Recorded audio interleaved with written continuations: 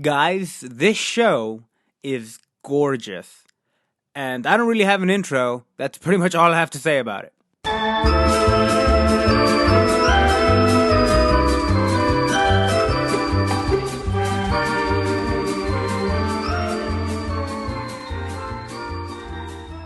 So this is one of those blink and you'll miss it type of episodes for me. Like, I got so wrapped up in the visuals and how gorgeous everything was looking, and like the story itself is actually pretty short, all things considered. So the episode just really flew by while I was watching it. So much so that like by the time it was done, I couldn't help but think, is that it?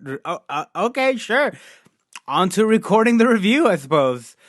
Quick things before we get into the actual plot, quote unquote, of the episode. Vanabelle was hungover this time around. I thought that was fun. They're showing kind of the downtime on their ship, and Takita's doing chores. She was hungover. These dudes were playing this dice game, and one of them told Takita to shut up, which I thought was totally unwarranted, but whatever, I guess. It's a game between men, he called it. So the episode really picks up when Jiro, and sorry if I'm mispronouncing all these names, I'm probably butchering all of them, honestly. Takita, is that how you say it? I don't know. But Takita, Jiro, however you want to say it, are on like the crow's nest. They're on the lookout point of the airship, and like he's using a sextant, which is nice to see. I'm a big fan of that for some reason. And the two of them are up there, and he thinks that like they're going straight into a storm, and there's not really much they could do to avoid it. So there's going to be a storm. And Takita's asking him how he knows how to read a sextant so well. And he drops that his father used to be a draker as well. The guy used to hunt dragons. And that like his father was just like a casual guy who would come and go whenever. And all he talked about was dragons. So his father may or may not be Mika. I say that in jest, but they didn't say he wasn't. Although Mika's back to sniffing people again because he's kind of a creep that way. Okay, but like, come on, guy. You gotta stop with that. If they're not an HR person on the crew that she can report to, he's smelled her a couple times at this point, and Takita's really gotta be asking what his intentions are, because he may or may not be planning to eat her. Because that's really all he thinks about. And it's kind of fun because of it. Also, I guess she does actually stink this time around. I'm sorry, Takita. Her reaction was pretty funny to me, though. So, like, they're underneath the ship, tying down anything that's loose because they're about to go into the storm. Things can get crazy, so they're tying everything down. And, like, some of the other crewmates are razzing Jiro about, like, oh, he believes in this glittering dragon thing, and he came on board and was, like, naive and bright-eyed just like you, Takita. And Jiro defends himself and says, like, oh, that was when I was a newbie and a child, and honestly, I don't understand why he's so mean and condescending to Takita. He's such a jerk, but like only to her, it seems like. Maybe I'm overthinking it, but come on, guys, why are you so mean to her? She's such a delight on the crew, honestly, and the guy is always just condescending, and I don't get why. He's like one episode away from actually pulling her pigtails. There was this one moment, there was a twinkle in his eye while those two were talking. I didn't miss it, Jiro. I saw it. I know what your game is. Mentally, I've got you beat. Mentally, I've got you beat, Jiro. I'm so full of it. I don't know what I'm talking about. So like, they're razzing him because, like, he believed in this glittering dragon that his father used to tell him about as a child. And you smell flashback because there's, like, a transition between him in the present and him as a child. I don't know, the transition just made me laugh. But the story goes, these crew of drakers were lost in this terrible storm, and as they thought they were going to die, they didn't think they'd see sunlight again. This shining, glittering light approached them, and it ended up being a dragon, the glittering dragon they called it, and it showed them the way to safety. And Jiro's always wanted to see it. He always wanted to see his father's stories in the flesh. And the guys are like, yeah, we'll see if we see it this time. Okay, thanks for giving me a hard time. His father was a draker. What do you want from him? Leave him alone. Maybe that's why he gets on Takita's case so much, because no one else left him alone. He's tired of being the newbie. I don't know.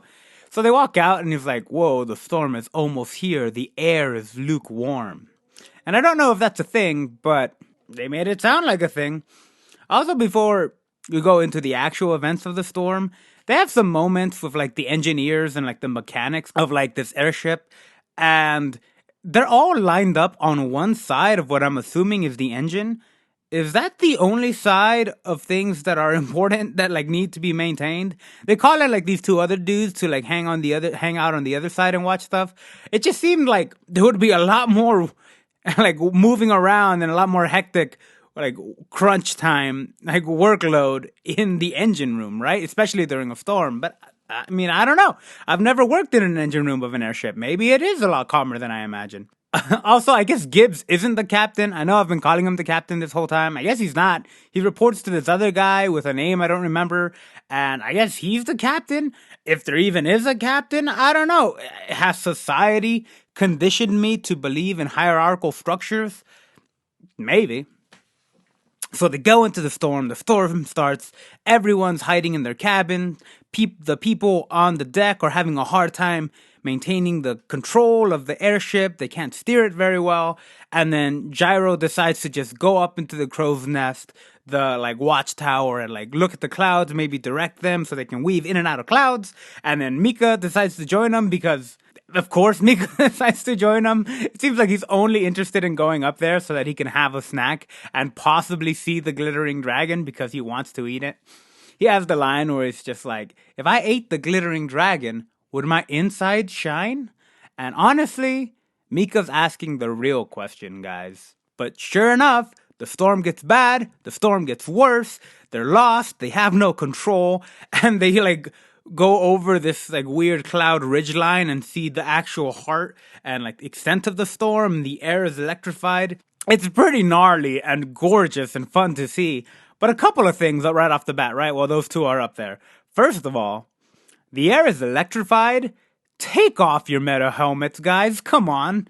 They knew the word electricity. They know what it is. Take that stuff off. It's just not safe.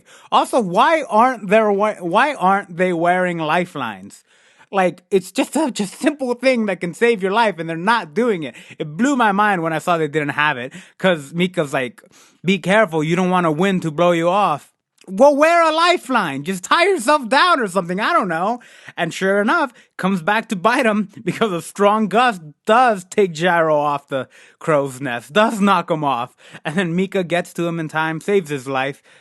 But honestly, the look on their face is priceless to me. That whole, oh my God, we almost just died type of look, or at least Jiro almost just died. But as you might imagine, setup, payoff, the glittering dragon shows up, and it's everything Jiro thought it would be. It shows up, and the thing is legitimately gorgeous. And there's just this inherent epic quality to stories that take place in the air, and like creatures of that size and scale. That's why Godzilla's cool. Is he cool, Kevin? Thanks for letting us know. It's not like it's a decades-old franchise. But yes, Godzilla, Kevin approved. Anyways, just creatures and things of that scale are awesome and awe-inspiring, and this show does a really good job of showing that off. They follow the glittering dragon outside to safety, and that's pretty much the episode. Jiro has like this whole cathartic moment, this epiphany moment of like realizing that one of his father's stories was true. But honestly though, he needs to go back to being a buzzkill. His whole happy face was more off-putting to me than his whole condescending face. So let's go back to that. Don't be happy, please. I just don't want it from you. I'm sorry, Takita's the happy one. Other thoughts to wrap it up. I did really enjoy that Mika legitimately wanted to capture and eat the thing. I thought that was fun.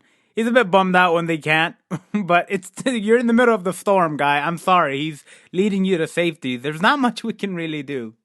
So it really seems like this show is going to become a Dragon of the Week type of show, where every episode is kind of a new dragon or new situation they deal with involving that dragon. And if they continue giving me like visuals and funny character moments like they have been for these 3 episodes, I'm all for it. Does there need to be an overarching plot? I don't necessarily think so. I'm enjoying it so far, and I hope you guys are as well. Check out more videos if you want, or don't. I'm not the boss of you. I feel like I've made that clear. Have a good day.